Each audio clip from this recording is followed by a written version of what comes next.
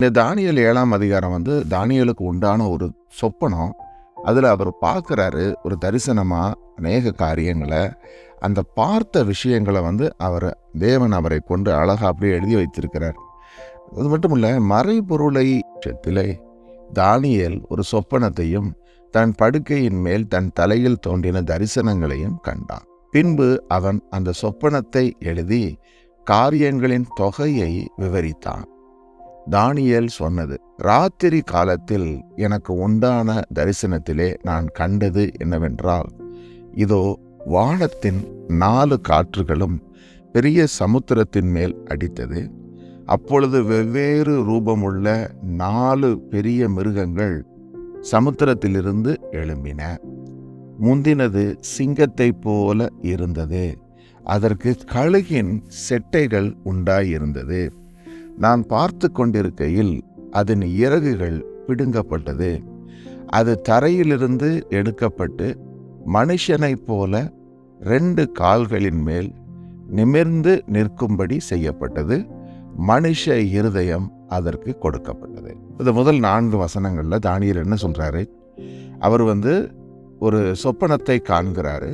அவர் தலையில் தோன்றும் தரிசனங்களை அவர் விவரித்து சொல்றார். எப்படி நான் பார்த்தேன் அப்படிங்கிறத எக்ஸாக்டாக சொல்லியிருக்கிறாரு. அதைத்தான் வேதத்தில் எழுதி வைக்கப்பட்டிருக்கு.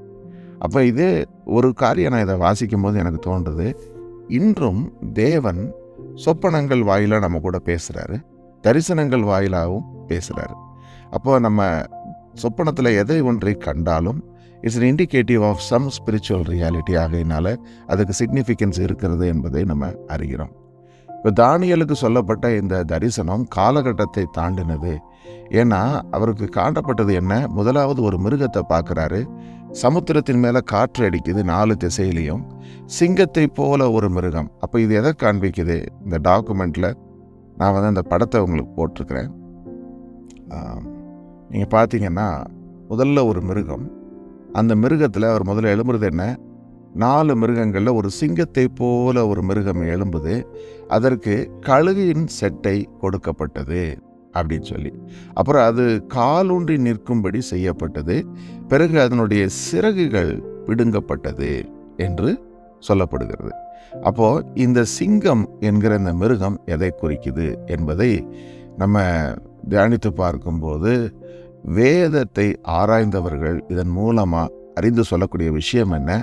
இது பாபிலோனிய ராஜாங்கத்தை குறிக்குது. ஸோ பாபிலோனியன் கிங்டம் என்பது நெபுகாத்நேச்சார் என்கிற ஒரு ராஜாவின் கையில் தேவன் கொடுத்த ஒரு ராஜ்யமா இருக்குது. இந்த ராஜ்யம் வந்த பொழுது நம்ம பார்க்கிறோம், இதற்கு ஒரு மிகுந்த வல்லமை இருந்தது. அதனால தான் சிங்கம் என்பது அதை காண்பிக்கிறதா இருக்கு. அவ்வளவு ஒரு மெஜஸ்டிக்கான ஒரு சிங்கம். காரணம் என்ன? அவ்வளவு பெரிய ஒரு ஆளுமை அதற்கு கொடுக்கப்பட்டது. அதுக்கு பிறகு அதற்கு செட்டைகள் இருந்தது. கழுகின் செட்டை என்பது என்ன? இந்த செட்டைகள் என்பது ராஜ்யத்தை விரிவாக்குதல் என்பதை அர்த்தத்தை நமக்கு காண்பிக்குது. ஏன்னா அவர் ஸ்ப்ரெட் ஆச்சு, அவருடைய கிங்டம் ஃபாஸ்டாக ஸ்ப்ரெட் ஆகி பல இடங்களுக்கு போனது என்பதைத்தான் இந்த கழுகின் செட்டை நமக்கு காட்டுது. பிறகு அந்த இறகுகள் பிடுங்கப்பட்டதுன்னு போட்டிருக்கு. அப்போது அந்த expansion comes to a stand still. ஒரு குறிப்பிட்ட நாளுக்கு பிறகு அந்த சிறகுகள் அங்கே இல்லை என்பதை எதை காண்பிக்குது? பறந்து விரிந்து கொண்டிருந்த அந்த சாம்ராஜ்யம் ஒரு சமயத்தில் அதனுடைய எக்ஸ்பேன்ஷன் நிறுத்தப்படுகிறது என்பதை பார்க்கிறோம். அதுக்கு பிறகு பாருங்க, அந்த மிருகம் காலூன்றி நிற்கும்படி செய்யப்பட்டது என்று சொல்லப்படுகிறது. மனித இருதயம் அதற்கு கொடுக்கப்பட்டது. அப்போது நம்ம கொஞ்ச நாளைக்கு முன்னாடி இந்த நெபுகாத்நேச்சாருக்கு என்ன நடந்தது என்று சொல்லி பார்த்தோம். அவர் தனது பெருமையினாலே அவர் என்ன செய்தார்? அவர் நான் கட்டிய பாபிலோன் என்று சொன்ன உடனேயே அவரிடத்திலிருந்து ஆளுமை நீக்கப்பட்டது. பெருமையினால் விழுந்து போனார். அதுக்கு பிறகு அவர் மிருகங்களைப் போல அவர் வனாந்திரத்துக்கு ஓடி போனார். பின்பு அவர் பரலோகத்தின் தேவன் தான் எல்லாவற்றையும் செய்கிறார் என்பதை அறிந்த பிறகு அவர் மீண்டும் பதவிக்கு வர்றார். அப்படி வந்தப்போ அவர் மனித இருதயம் அந்த இடத்துல என்ன ஆகுது? ஒரு டிரான்ஸ்ஃபர்மேஷன். ஒரு மிருகம் போல இருந்தவர் உண்மையிலேயே என்னவாகிறாரு? மனுஷனாக மாறுகிறாரு. இதைத்தான் இந்த வார்த்தை குறிப்பிடுகிறது என்பதை அறிந்து கொள்கிறோம். பார்த்தீங்களா, எவ்வளவு சங்கேதமாக நிறைய விஷயங்களை தேவன் சொல்லி இருக்கிறாரு. அது ஹிஸ்டாரிக்கலாக நடந்த ஒரு ஆக்சுவல் பர்சனோட அது இணைக்கப்படுது. அப்போ இந்த சிங்கத்தின் தலை இந்த எது நெபுகாத்நேச்சாரை குறிக்கிறதா இருக்குது. இதுதான் முதலாவது ராஜ்யம் என்று அறிகிறோம். சரி, அடுத்து இந்த சிங்கத்தின் ராஜ்யத்துக்கு பிறகு என்ன ராஜ்யம் வருது என்று சொல்லி பார்த்தோம்னா, அடுத்து பாருங்க, பின்பு 5ஆம் வசனம் சொல்லுது, கரடிக்கு ஒப்பாகிய வேறு 2ஆம் மிருகத்தை கண்டேன்.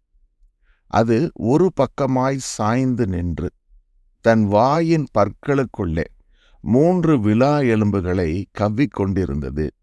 எழும்பி வெகு மாம்சம் தின்னென்று அதற்கு சொல்லப்பட்டது. அப்போ அடுத்து வரக்கூடிய ஒரு மிருகம், அது ஒரு கரடிக்கு ஒப்பா பார்க்குறாரு தானியேல் தன்னுடைய சொப்பனத்தில். அப்போது இந்த மாதிரியான ஒரு உருவம். அப்போது இந்த கரடி என்பது எதை காண்பிக்குது என்று சொல்லி பார்த்தோம்னா, பாபிலோன் ராஜ்யத்தை வெற்றி பெற்ற மீதோ பெர்ஷியா சாம்ராஜ்யத்தை தான் இந்த கரடி காண்பிக்கிறது என்று அறிகிறோம். ஸோ இந்த கரடிக்கு என்ன இன்னொரு விளக்கம் சொல்லி பார்த்தீங்கன்னா, அது ஒரு பக்கமாய் சாய்ந்திருந்தது என்று சொல்லி பார்க்கிறோம். அப்போ அதுக்கு ஒரு விளக்கம் என்ன சொல்கிறாங்கன்னா, மீதோ பெர்சியா சாம்ராஜ்யத்தில் மீதியர்களும் இருந்தாங்க, பெர்சியர்களும் இருந்தாங்க. நம்ம பார்த்தோம், அது ஒரே ராஜ்யம்தான். 2 ராஜாக்களும் ஆட்சி செஞ்சாங்க. கொஞ்ச நாள் மேதியர்கள், கொஞ்ச நாள் பெர்சியர்கள். ஆகையினால தான் 2 தலை இல்லை, ஒரே தலை தான். ஆனால் அதற்கு என்ன செய்து, அது இந்த மாம்சம் தின்னு என்று சொல்லும் பொழுது 3 காரியங்கள், அதனுடைய விலா எலும்புகள் அது வாயில் இருக்குது. அந்த 3 என்னெல்லாம் சொல்லி பார்த்தீங்கன்னா, முதலாவது அது வெற்றி கொண்ட பாபிலோன் சாம்ராஜ்யத்தை தோற்கடித்து அது மீதோ பெர்சியாவாக மாறுகிறது. அப்போ வெற்றி கொண்டது எது? இந்த கரடி. அதுதான் இந்த மீதோ பெர்சியா ராஜ்யம். அடுத்து லிடியா என்கிற ஒரு பகுதியை அவங்க வெற்றி கொள்கிறாங்க. அப்புறம் எகிப்து. இந்த 3ஐ தான், இந்த 3 எலும்புகள் அதனுடைய வாயிலே கவ்வி இருந்தது என்று சொல்வது எதை காண்பிக்குது? இது மிகவும் ஆக்ரோஷமாக பாய்ந்து இந்த தேசங்களை தனது கையகப்படுத்தினது என்பதை இது காண்பிக்குது என்று சொல்லி. அப்போ வெகு மாம்சம் தின்ன என்ற வார்த்தை எதை காண்பிக்குது? தனது ராஜ்யத்தை அது விரிவாக்கும்படி அது முயற்சி செய்கிறது. ஆனால் அதால் பெற்றுக்கொள்ள முடிந்த இந்த காரியங்கள் இந்த 3 தான் என்பதை பார்க்கிறோம். சரி, இப்போது 2 மிருகத்தை தானியேல் சொப்பனத்தில் கண்ட காரியத்தை இதனுடைய விளக்கத்தை நம்ம அறிகிறோம். இதுதான் அதனுடைய உண்மையான விளக்கம் என்று சொல்லி, அதற்கு பிறகு 6ஆம் வசனம் என்ன சொல்லுது? சிவிங்கியை போலிருக்கிற வேறொரு மிருகத்தை கண்டேன். அதன் முதுகின் மேல் பட்சியின் செட்டைகள் 4 இருந்தது. அந்த மிருகத்துக்கு 4 தலைகளும் உண்டாகியிருந்தது. அதற்கு ஆளுகை அளிக்கப்பட்டது. இப்போ இந்த இடத்துல சிவிங்கி அப்படின்னு சொல்லக்கூடியது என்னன்னா லியோபார்ட். அப்போ இந்த லியோபார்ட் அப்படிங்கிறது எதை குறிக்குது அப்படின்னு பார்த்தோம்னா, அதற்கு பிறகு வந்த அடுத்த சாம்ராஜ்யம் அலெக்சாண்டர், மகா அலெக்சாண்டர் என்கிற இந்த ராஜா, இவனுடைய ராஜ்யம். ஸோ இது பார்த்திங்கன்னா சிவிங்கிக்கு ஒப்பாக சொல்லப்படுது.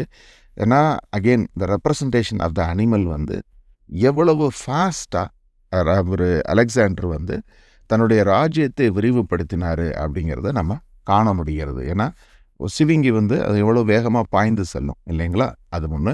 அடுத்தது என்ன? அதற்கு 4 செட்டைகள். ஸோ நம்ம ஏற்கனவே பார்த்தோம், சிங்கத்துக்கு இருந்த செட்டைகள் எதை காண்பித்தது? பறந்து விரிந்த சாம்ராஜ்யம். அங்கே 2 சிறகுகள் தான் இருந்தது, இதுக்கு 4 சிறகுகள். அப்போ என்ன? மகா அலெக்சாண்டருடைய காலகட்டத்தில் அவன் எந்த அளவுக்கு மாசிதோனியாவிலிருந்து புறப்பட்டு பூமியில் உள்ள அநேக பகுதிகளை வெற்றி கொண்டான். இந்தியா வரைக்கும், பஞ்சாப் வரைக்கும் போயிட்டான். அவ்வளவு பெரிய ராஜ்யமாக அவனுடைய ராஜ்யம் பரம்பி விரிந்ததாக இருந்தது. அதற்கு தான் இந்த 4 சிறகுகள் என்பது ஹவு ஃபாஸ்ட் இட் எக்ஸ்பேண்டட் அப்படிங்கிறத காண்பிக்குது. சரி, அதுக்கப்புறம் இந்த சிவிங்கிக்கு 4 தலைகள் இருந்தது. இப்போ இதுக்கு முன்பு நம்ம பார்த்த அந்த மிருகத்தில் கரடி, மீதோ பெர்சியா ஒரே ராஜ்யம்தான். அதுக்குள்ளே அதற்கு ஆளுகைக்கு உட்பட்ட ரெண்டர்களாக இருந்தாங்க மீதியர்களும் பெர்சியர்களும்.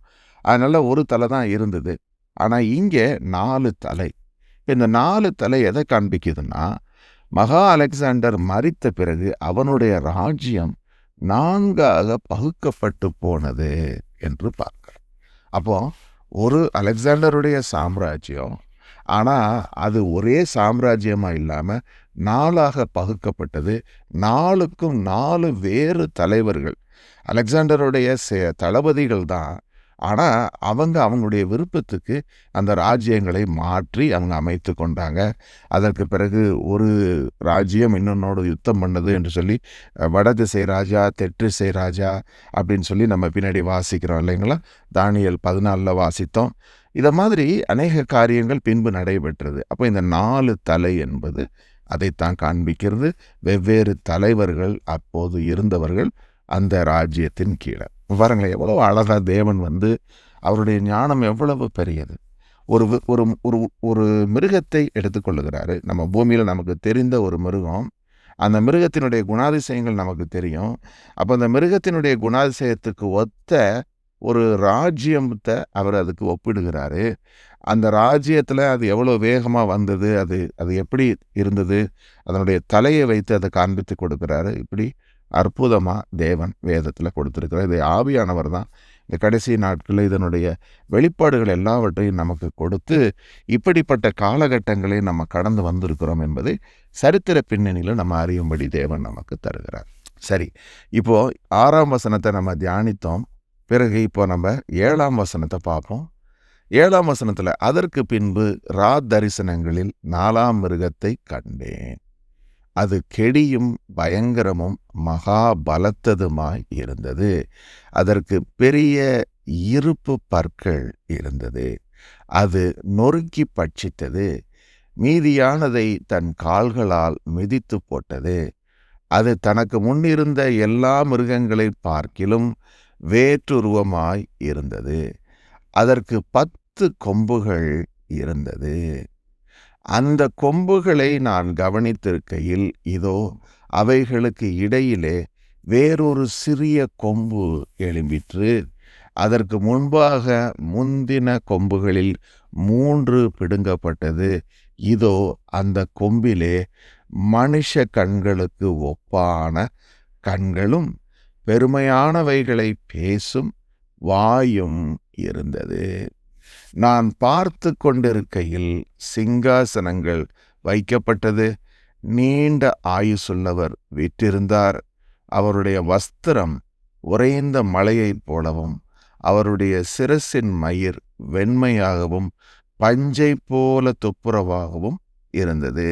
அவருடைய சிங்காசனம் அக்கினி ஜுவாலையும் அதன் சக்கரங்கள் எரிகிற நெருப்புமாய் இருந்தது. ஸோ அடுத்து சொல்லப்போகிற ராஜ்யம், இந்த 4வது ராஜ்யத்தை குறித்து 2 வசனங்கள், 7ஆம் வசனம் 8ஆம் வசனம் 2மே கொடுக்கப்படுகிறது. நான் இதை எப்படி புரிந்து கொள்ளுகிறேன்னா, இதற்கு முன்பு ஒவ்வொரு மிருகத்தை குறித்தும் ஒரு வசனம் கொடுக்கப்பட்டது. இந்த 4வது மிருகத்தை குறித்து சொல்லும் பொழுது 2 வசனங்கள். அப்போ இந்த மிருகத்தினுடைய காலகட்டம் முன்பு முடிந்த ஒரு காலகட்டமும் இனி வரப்போகிற ஒரு காலகட்டம் ஆகிய 2 காலகட்டங்களை உள்ளடக்கினதா இருக்கிறது. ஏன்னா இப்போ நம்ம ராஜ்யங்கள்னு பார்க்கும்போது சிஸ்டம்ஸ் என்று நம்ம நவீனத்தில் சொல்ல முடியும். ராஜ்யத்தை வைத்து வேர்ல்டு சிஸ்டம்ஸும் மாறுபடுகிறது. இப்போ ரோம ராஜ்யத்தில் இருந்த செயல்பாடு கிரேக்க ராஜ்யத்தில் இருந்திருக்காது. அதே மாதிரி மீதோ பர்ஷியா ராஜ்யம் என்பது வேறவா இருக்குது. அப்போது ஒரு ஆளுகை அப்படின்னு வரும்பொழுது நிறைய விஷயங்கள் மாறுகிறது என்பதை காண்கிறோம். இப்போ அந்த 4வது மிருகம் வரும்பொழுது பார்த்திங்கன்னா, totally different kind of government, different setups, அதில் நடந்த விஷயங்களும் வேறு மாதிரியான விஷயங்கள் நடக்குது. இப்போ தானியேல் பார்க்கக்கூடிய இந்த 4வது மிருகம் பார்த்திங்களா, அது எப்படிப்பட்டதாக இருக்குது? கெடியும் பயங்கரமும் மகா பலத்ததுமாக இருக்கிறது. அதுக்கு இரும்பு பற்கள் இருந்தது. அப்போது இந்த மிருகத்தை இந்த மாதிரி வரைகிறாங்க. ஏன்னா இது இதுக்கு முன்பு இருந்த மிருகங்கள் எல்லாம் வரையறுத்து சொல்லப்பட்டது. சிங்கத்தை மாதிரி இருந்தது, சிவிங்கிய மாதிரி இருந்தது, கரடிய மாதிரி இருந்ததுன்னு. ஆனால் இந்த 4வது மிருகத்துக்கு அது இன்ன மிருகம்னு சொல்லலை. அது பயங்கரமாக இருந்தது என்று தான் சொல்லப்பட்டது. ஆகையினால இந்த மாதிரி கற்பனையில் ஒரு ஒரு மிருகத்தை வரைந்து இங்கே காண்பித்திருக்கிறாங்க. இந்த இந்த மிருகம் வந்து கெடியும் பயங்கரமுமான ரோம பேரரசு மற்றும் எதிர்கால பேரரசு. அப்போ முன்பு இருந்தது என்ன? ரோம சாம்ராஜ்யம். அது என்ன செஞ்சிச்சின்னு பார்த்தீங்கன்னா, அலெக்சாண்டருடைய அந்த தளபதிகள் அவங்களுடைய சாம்ராஜ்யத்தை அது வெற்றி கொண்டது. அப்போது அந்த ராஜ்யம், கிரேக்க ராஜ்யம் பின்பு ரோம ராஜ்யமாக மாறி போனது. இந்த ரோமர்களுடைய காலத்தில் தான் நம்ம ஆண்டவராகிய இயேசு கிறிஸ்து வந்தார் என்று பார்க்கிறோம். அதில் இரும்பு பற்கள் என்பது எதை காண்பிக்குது? கடுமையான கட்டுப்பாடுகள். ரோமர்கள் தேசத்தை மிகவும் கட்டுப்பாடாக வைத்திருந்தாங்க என்பதை காண்பிக்கிறது. அயன் டீத் என்பது அதை சொல்லக்கூடியதாக இருக்குது. அப்புறம் 10 கொம்புகள் என்பது என்ன? ரோம ராஜ்யத்தில் வந்த 10 ராஜாக்கள். ஸோ நம்ம இன்னொன்று பார்க்குறோம். இந்த தலைகள் என்பது அந்த ராஜ்யத்திலிருந்து வேறுபட்டு போன வெவ்வேறு தலைவர்கள், அதன் மூலமாக ராஜ்யமே மாறி போனதில் தலைகள் வருது. ஆனால் ஒரே தலையில் வெவ்வேறு கொம்புகள் என்று சொல்லி வரும் பொழுது அந்த ராஜ்யத்தின் கீழேயே இருந்த வெவ்வேறு ராஜாக்களும் அவருடைய சிக்னிஃபிகண்ட் டிஃப்ரென்சஸை காண்பிக்கிறதுக்கு கொம்புகளை தேவன் பயன்படுத்துகிறார். இப்போ இந்த மிருகத்தில் இருந்த 10 கொம்பு அந்த ராஜ்யத்தில் எழும்பின 10 ராஜாக்கள் என்று அதை நம்ம அறிந்து கொள்கிறோம். அதில் ஒரு சிறிய கொம்பு ஒன்று எழும்புது. அந்த கொம்பு வர்றதுக்கு முன்னாடி அதுக்கு முன்பு இருந்த 3 கொம்புகள் பிடுங்கப்பட்டது. அதுக்கு பிறகு வரப்போகிற அந்த சிறிய கொம்புன்னு சொல்லி சொல்கிறாங்க பார்த்தீங்களா, அது வரப்போகிற அந்தி கிறிஸ்துவை குறிப்பதா இருக்குது. ஸோ இப்போ புரிஞ்சுக்கிட்டீங்களா? இது வந்து வெளிப்படுத்தலோடு எப்படி சம்மந்தப்படுது அப்படிங்கிறத நம்ம இதன் மூலமாகத்தான் அறிகிறோம். இந்த 4வது மிருகம்தான் நம்மளுடைய ஃபோக்கஸ். ஏன்னா இது முன்பு இருந்த அதே ரோமராஜ்ய சிஸ்டம், அதில் இருந்து வரப்போகிற ஒரு கொம்பு. இந்த கொம்பு இனி வரப்போகிற அந்தி கிறிஸ்துவின் காலத்தை இது காண்பிக்கிறது. அப்படியானால் நம்ம வெளிப்படுத்தல்ல என்ன பார்க்கிறோம்? ஒரு 3.5 ஆண்டு காலம் என்று பார்க்கிறோம் இல்லைங்களா? அந்த காலகட்டத்தில் அந்தி கிறிஸ்து எழும்பி வரப்போகிறான். வந்து அவன் அநேக பரிசுத்தவான்களை அவன் கொலை செய்ய போகிறான் என்பதை அது காட்டுகிறது. அப்போ இந்த அந்தி கிறிஸ்துவை தேவன் முன்பே காண்பித்து விட்டார். அவன் வரப்போகிற காலகட்டம் இது எல்லாவற்றையுமே அவர் முன்பே நமக்கு வகையறுத்து சொல்லிவிட்டார். இதை வெளிப்படுத்தல் 13ஆம் அதிகாரத்திலையும் இந்த 4ஆம் மிருகத்தை பற்றி நிறைய சொல்லப்பட்டிருக்கு. அதில் பார்த்தீங்கன்னா இந்த தானியேல் 7ல் சொல்லப்பட்ட அதே மிருகம் வெளிப்படுத்தல் 13லையும் சொல்லப்பட்டிருக்கு. 2க்கு உள்ள ஒப்புமைகளை இந்த டேபிளில் கொடுத்துருக்கு. ஒன்று பார்த்தீங்கன்னா இந்த வெளிப்படுத்தல் 13ல் கலந்த மிருகம், ஒரு மிக்சடு ஒரு அனிமல், என்னென்னா அது கடல்லேருந்து எழும்பி வந்துச்சு அப்படின்னு சொல்லி போட்டிருக்குது. அப்புறம் அந்த மிருகத்தினுடைய ஒரு பகுதி சிங்கத்தின் வாயை போல் இருக்குதுன்னு சொல்லுது. மிருகத்தின் ஒரு பகுதி கரடியின் கால்களை போல் இருக்குதுன்னு சொல்லுது. மிருகத்தின் ஒரு பகுதி சிறுத்தைய மாதிரி இருக்குதுன்னு சொல்லுது. அதற்கு பிறகு அதற்கு 10 கொம்புகள் இருந்தது என்பதை அங்கும் சொல்லுவதை காண்கிறோம். அப்போ அதனுடைய அடுத்தது மிருகத்தின் தலைகளில் தூஷணமான பெயர்கள் எழுதப்பட்டது. அப்போ தூஷணமான நாமங்கள் என்று சொல்லுவது இந்த சிறிய கொம்பும் எதை செய்யுதுன்னாக்க தேவனை தூஷிக்கக்கூடியதாக இருக்குது. அப்போ இதுவரைக்கும் இருந்த மிருகங்கள் செய்யாத ஒரு காரியத்தை இந்த மிருகம் செய்யுது. அது என்ன? பரலோகத்தின் தேவனை தூஷிப்பது. அடுத்தது பரிசுத்த ஜனங்களுக்கு எதிராக அது யுத்தம் பண்ணுது என்பதை, அதற்கு கொடுக்கப்பட்ட காலகட்டத்தின் வகையறு என்ன சொல்லி இருக்குது அப்படின்னு சொல்லி பார்க்குறோம். இங்கே 42 மாதங்கள் என்று சொல்லப்படுகிறது. அது 3.5 ஆண்டு காலத்தோடு ஒத்து போகிறது. அடுத்து அது சாத்தானாகிய வலு சர்ப்பத்திலிருந்து தன்னுடைய அதிகாரத்தை பெறுகிறது என்றும் சொல்லுகிறது. அது எதை காண்பிக்குது? இந்த ராஜ்யமானது வரப்போகிற ராஜா அந்தி கிறிஸ்து, அவன் யாருக்கிட்ட இருந்து அதிகாரத்தை பெறுகிறான்? சாத்தானாகிய வலு சர்ப்பத்திலிருந்து அவன் அந்த அதிகாரத்தை பெறுகிறான் என்று சொல்லி பார்க்கிறோம். சரி, இப்போது இந்த மிருகத்தினுடைய அர்த்தம் இதுதான் அப்படிங்கிறத நம்ம இந்த அதிகாரத்திலேருந்து கற்றுக்கொள்கிறோம். மீதம் உள்ள அதிகாரத்தை நம்ம விரைவாக வாசித்து முடித்துட்டு அதன் மூலமாக தேவன் நமக்கு எதை காண்பிக்கிறார் என்பதை நம்ம பார்க்க முடியும். இப்போ பாருங்க, 8ஆம் வசனத்தில் போட்டிருக்குது. 9ஆம் வசனம், நான் பார்த்து கொண்டிருக்கையில் சிங்காசனங்கள் வைக்கப்பட்டது, நீண்ட ஆயுசுள்ளவர் வீற்றிருந்தார். நம் தேவனாகிய கர்த்தரை இது காண்பிக்குது.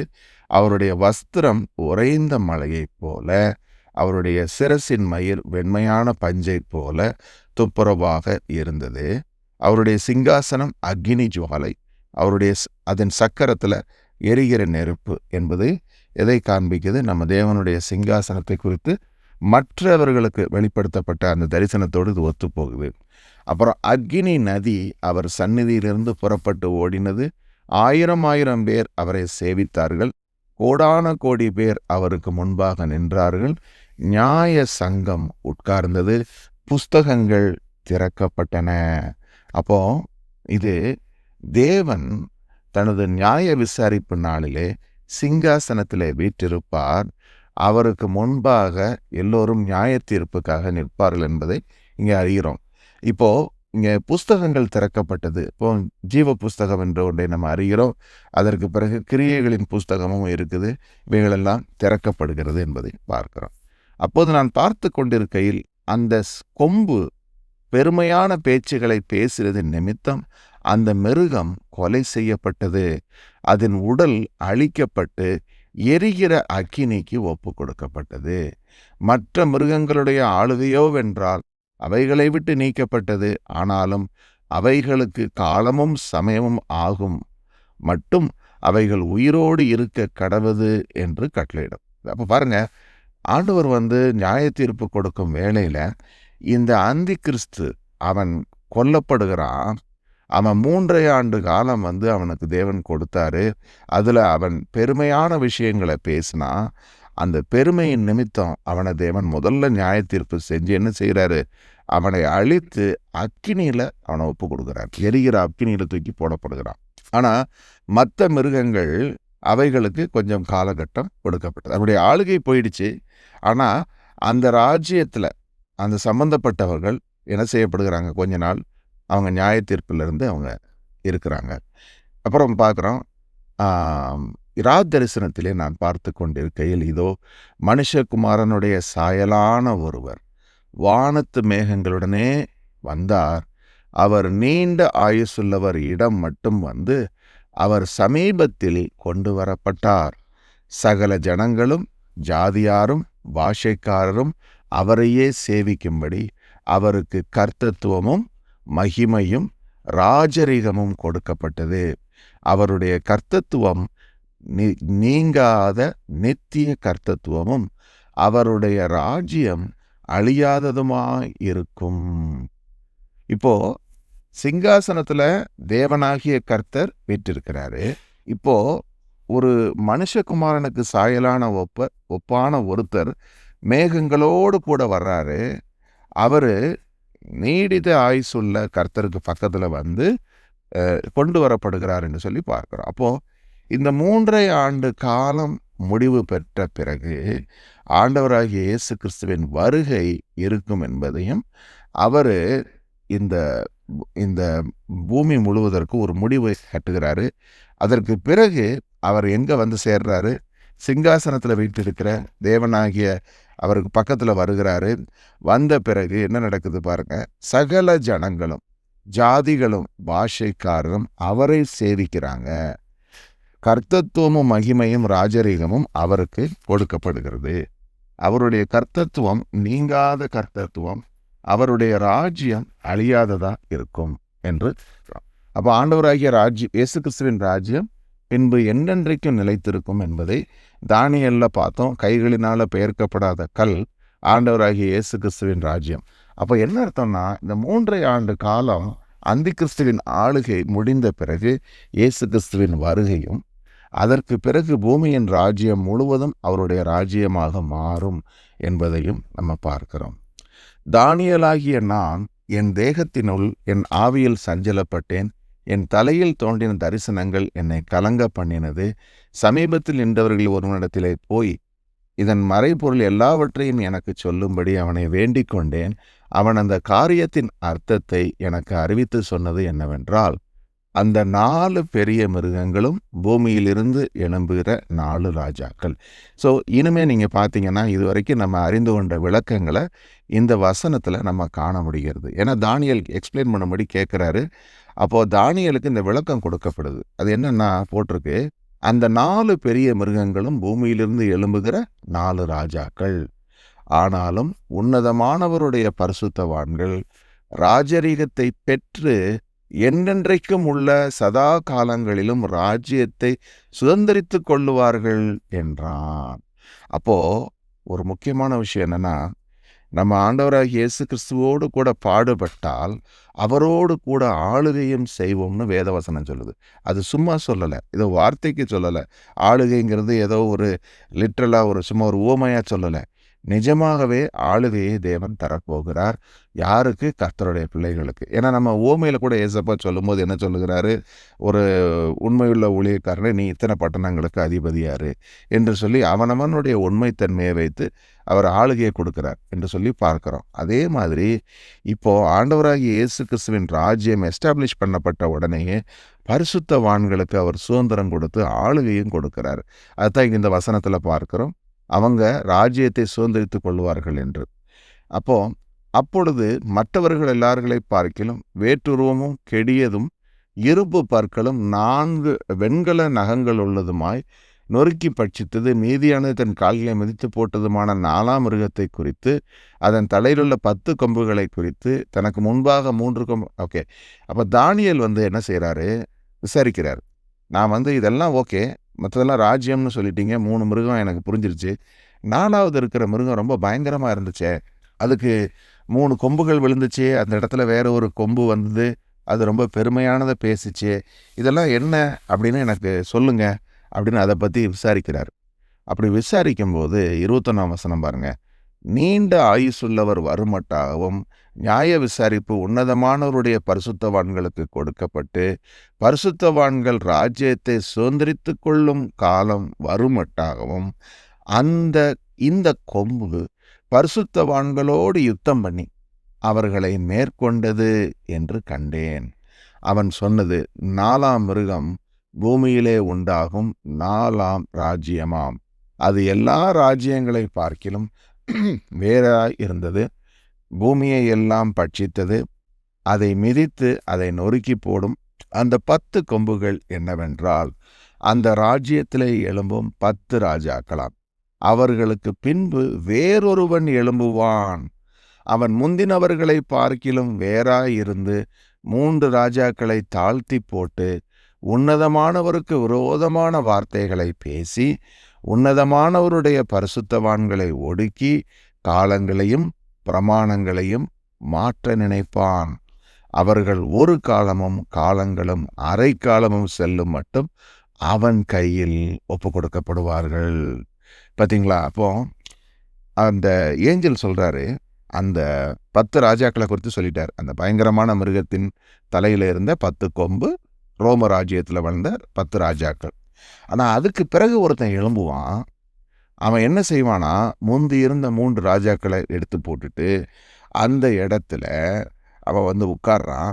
உட்கார்ந்துட்டு அவன் உன்னதமானவருக்கு விரோதமாக பேசுகிறான், உன்னதமானவருடைய பரிசுத்தவான்களை ஒடுக்குகிறான், காலங்களை மாற்ற நினைக்கிறான், பிரமாணங்களை மாற்ற நினைக்கிறான். இது என்ன காண்பிக்குது? காலங்கள் என்பது தேவன் நியமித்த கால அளவுகள், டைம்லைன்ஸ். இதை மாற்றுறதுக்கு முயற்சி பண்ணுறான். பிரமாணங்களை தேவன் தான் அவருடைய நியாய பிரமாணத்தை கொடுத்துருக்கிறாரு.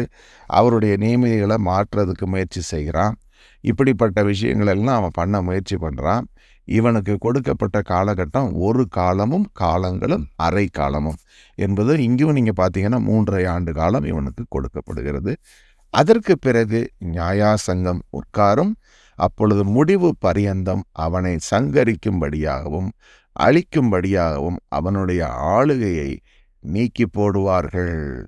அப்போ இந்த வேர்ல்டு சிஸ்டம்ஸ் எல்லாமே இந்த அந்தி கிறிஸ்துவாகிய மனுஷனை அங்கீகரிக்கும் என்பதை நமக்கு வேத வசனம் தெளிவாக சொல்லுது.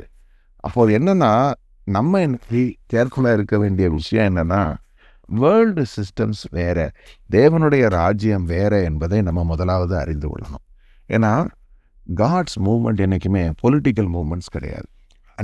எந்த ஒரு ராஜா ராஜாக்களை தள்ளி ராஜாக்களை ஏற்படுத்துகிறவரும் நம்ம தேவனை குறித்து வாசிக்கிறோம். ஆனால் ராஜாக்கள் தேவனை அறிந்தவர்களாகவோ தேவனுடைய வார்த்தைக்கு கீழ்ப்படிந்தவர்களாகவோ நம்ம காண முடிவதில்லை. சில ராஜாக்கள் இருக்கிறாங்க, அவங்க உண்மையாக ஆட்சி செய்கிறாங்க. கொஞ்ச காலகட்டம் யூதாவில் ஆண்ட ராஜாக்கள் தேவனை அறிந்தவர்களாக இருந்தாங்க என்பதை தவிர மற்ற ராஜாக்கள் அப்படிப்பட்டவர்களாக இருக்கவில்லை என்பதை பார்க்கிறோம். ஆகையினால நம்ம காட்ஸ் மூவ்மெண்ட் எப்போதுமே பொலிட்டிக்கல் மூவ்மெண்ட் கிடையாது. தேவனுடைய ராஜ்யம் அவரை அறிந்த அவரை விசுவசிக்கிறோடைய இருதயங்களில் நம்ம இருதயங்களில் தான் அது ஸ்தாபிக்கப்படுது என்பதை அறிகிறோம். அதே நேரத்தில் நம் தேவாதி தேவன் அவர் சர்வத்தையும் ஆளுகை செய்கிறவர். ஒரு குறிப்பிட்ட காலம் மட்டும் இந்த சிஸ்டத்துக்கு அவர் இடம் கொடுக்கிறாரு. பின்பு இதையெல்லாம் நீக்கி போட்டு அவர் தன்னுடைய ராஜ்யத்தை எஸ்டாப்ளிஷ் பண்ண போகிறாரு.